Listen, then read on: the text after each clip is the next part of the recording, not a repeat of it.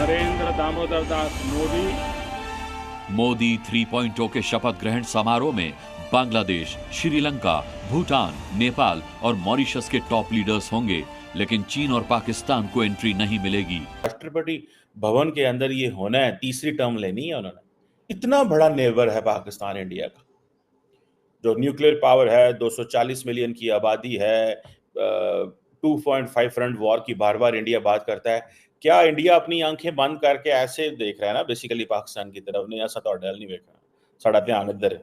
ठीक है, दुनिया भर के जो लीडर्स हैं वो पहुंचते हैं इंडिया, और वो तो अपने कोई भी ऐसा बड़ा दिन होता है भारत का, हमने देखा है कि मोदी साहब के अदवार में, 2 अदवार में किसी भी बड़े दिन पर खास तौर पर यह एहतमाम किया जाता है कि उनको बुलाया जाए तमाम दुनिया के लीडर्स को, और वो उनकी उसमें सेरेमनीज में शरीक होते हैं। वो पाकिस्तान को किसी भी तरफ से समझते ही नहीं है, चाहे जो मर्जी हो। वो दुनिया की इस टाइम अपने आप में मानते 3rd बड़ी इकोनॉमी बन चुका है इंडिया।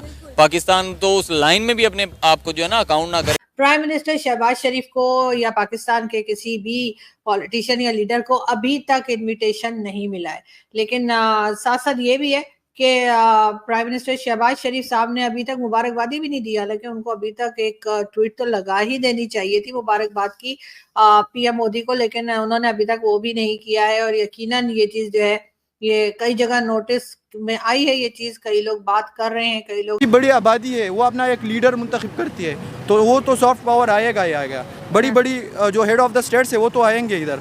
ये बड़ी चीज़ है जिसकी वजह से जो इन्वेस्टर है ये अट्रैक्ट करते हैं। जिस तरह इन्वेस्टमेंट्स इंडिया में आ रही है, सबसे बड़ी वजह ये है। जिस तरह नरेंद्र मोदी ने स्टार्ट लिया था, उन्होंने लिया भी गुजरात मॉडल से लिया था। जिस तरीके से वो टाटा आए थे, जो अभी अंबानी की जो फैक्ट्री है वो भी उधर ही है, जामनगर नाम है, जामनगर, एग्जैक्टली। तो जिस तरीके से वो ले रहे वो तो अपनी जगह, लेकिन सॉफ्ट पावर उनकी अपनी जगह है। नमस्कार, आप देख रहे हैं डीएलएम न्यूज़। दोस्तों, कल श्री दामोदर दास नरेंद्र मोदी जी प्रधानमंत्री के रूप में तीसरी बार सत्ता संभालेंगे।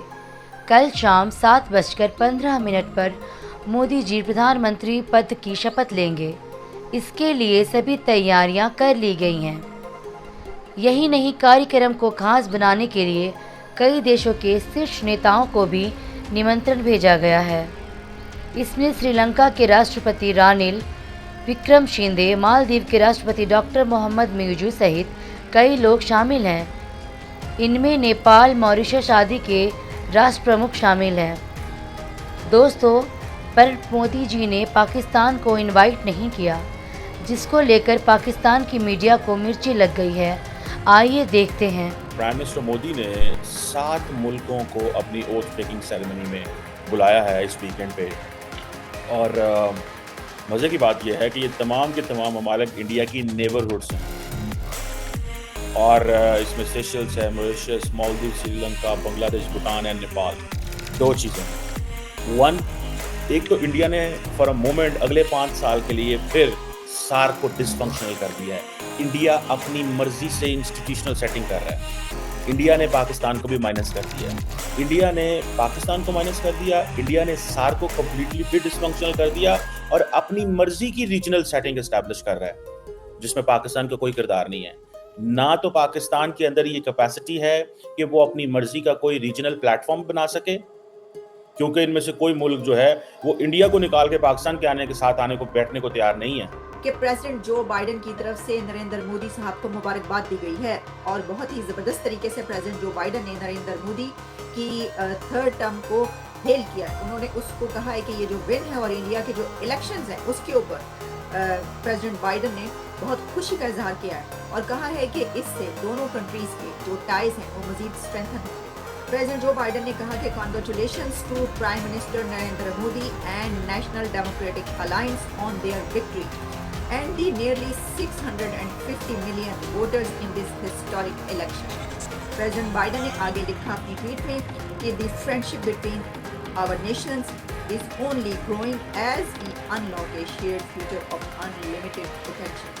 जो वो प्रेसिडेंट बाइडेन अनलिमिटेड पोटेंशियल की बात करें हैं दोनों कंट्रीज के बीच, तो आप देखिएगा कि आइंदा आने वाले दिनों में आपको ये जो 3rd टर्म मोदी साहब की होगी, जिसके अंदर अमेरिका और इंडिया के बीच कितने बड़े-बड़े एग्रीमेंट्स होने वाले हैं। इंडिया की ग्रोथ नहीं रुक सकती क्योंकि वो किसी एक बंदे की वजह से नहीं है, वो उनके स्ट्रक्चर्स की वजह से है, लॉ एंड ऑर्डर की वजह से, पॉलिटिकल स्ट्रक्चर की वजह से, एजुकेशन सिस्टम की वजह से। मोदी ने एजुकेशन सिस्टम नहीं बनाया। एजुकेशन सिस्टम की बुनियाद IIT जितने भी इंडिया में मौजूद हैं जिनको अच्छे इंस्टीट्यूट समझा जाता है, उनकी बुनियाद जवाहरलाल नेहरू ने डाली थी। तो ये मोदी का कारनामा नहीं है, ये इंडिया का जो पॉलिटिकल स्ट्रक्चर है ये उसकी स्ट्रेंथ है। प्राइम मिनिस्टर शहबाज शरीफ साहब ने अभी तक मुबारकबादी भी नहीं दी, हालांकि उनको अभी तक एक ट्वीट तो लगा ही देनी चाहिए थी मुबारकबाद की PM मोदी को, लेकिन उन्होंने अभी तक वो भी नहीं किया है। और यकीनन ये चीज़ जो है ये कई जगह नोटिस में आई है, ये चीज़ कई लोग बात कर रहे हैं, कई लोग शोज भी कर रहे हैं, शो में भी बात कर रहे हैं कि अभी तक मुबारकबाद जो थी वो दे देनी चाहिए थी। मेरा ख्याल है कि शायद वो इस वक्त चाइना में है, चाइना में इंटरनेट का इशू है, चाइना में सोशल मीडिया का इशू है, लेकिन सोशल मीडिया का इशू तो पाकिस्तान में भी है।